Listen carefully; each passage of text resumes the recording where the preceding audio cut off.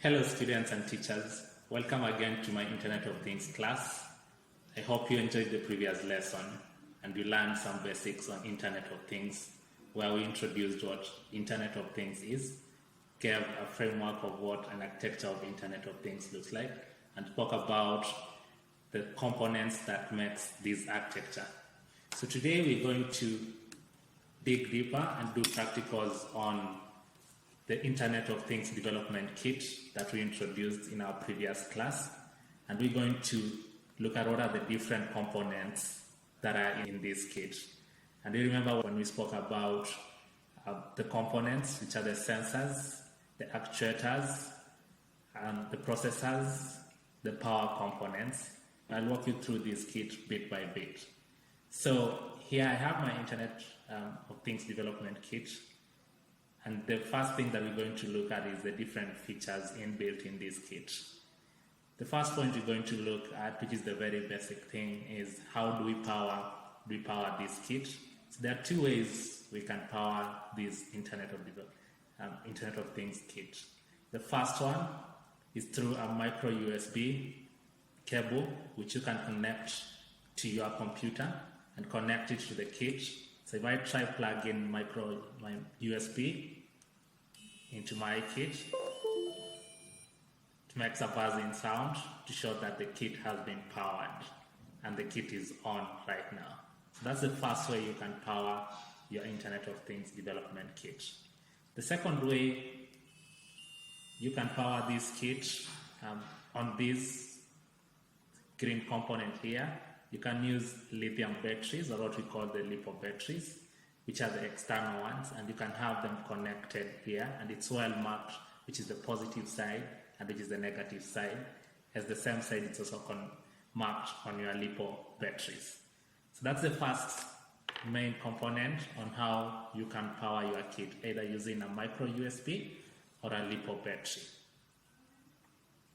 The second bit that we're going to speak about is the sensors, which is a very critical component of this kit.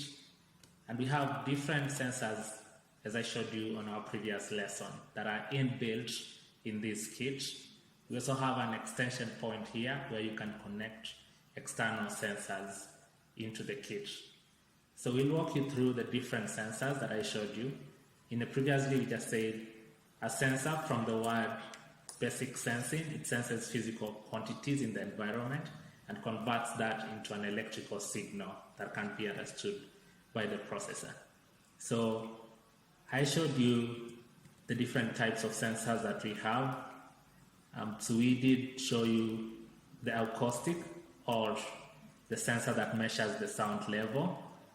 And here on our case, we have a microphone that's able to pick the sound, the different sound levels that we have on our when I'm speaking into the kit. The second one that we have is an accelerometer, and from the name accelerometer into linear acceleration, on how the kit is positioned horizontally or vertically. The other sensor that we have that I showed you is the temperature and humidity. So the temperature is able to detect how the heat in our body. The humidity is able to measure the water vapor in the environment. And our last sensor here is the ambient light sensor. So this is able to detect the presence or absence of light. So these are the number of sensors that we have in our kit. But as I mentioned, through this port here, you are able to connect external different sensors. So these are an extension port of our kit, allowing you to connect different external sensors. So that's the second component, that's the sensors. And also through here, through this external port, in the next lesson, we'll be viewing on when we connect in the actuators. Remember, we said that the actuators are used for control. After once you collect this data and you want to control an activity in the environment. So you can use this external port for your actuators. The other thing that we want to show you in this kit of ours, we have what we call the control buttons. So we have about 4 buttons in our case.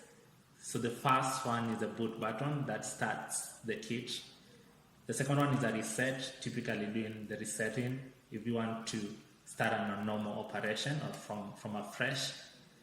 And then we have the two buttons here. This one is used for the user when they want to transmit data into the Sigfox connectivity. So those are the uses of the buttons. Other components that we have in our kit are what we call light emitting diodes or LEDs, and these are able to show you different things.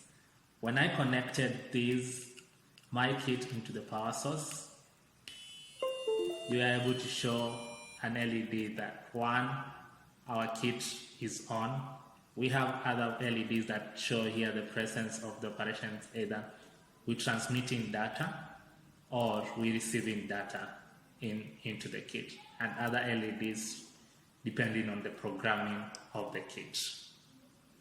The other two major components in our kit, when we spoke about the smart objects in the framework, is what we call the processor, and most of you are well versed with what is called the CPU, or the central processing unit. So here we have our CPU, and then the other component, we have a memory. As I mentioned, once data is collected and processed, need to be stored. So we have what we call a flash memory here as a very critical component making up the smart object. The last sensor that we have here is the global positioning sensor, or what we call the GPS module, and this one will be using to locate the position of the kit geographically. So these are our GPS, as you can see it. It's connected to our kit. The very last, very critical component of our kit here is an antenna. Most of you might be well versed with the word aerial that we have in our televisions and radios. And here, similarly in our kit, because we're transmitting and receiving data, so we need an antenna to do those two purposes. One, transmit data from our kit once we sense that data, and two, receive that data in form of the instructions that are being sent by the user for control. So this is our antenna in the kit. That's an overview of our IoT development kit, showing you all the components in bit. Thank you.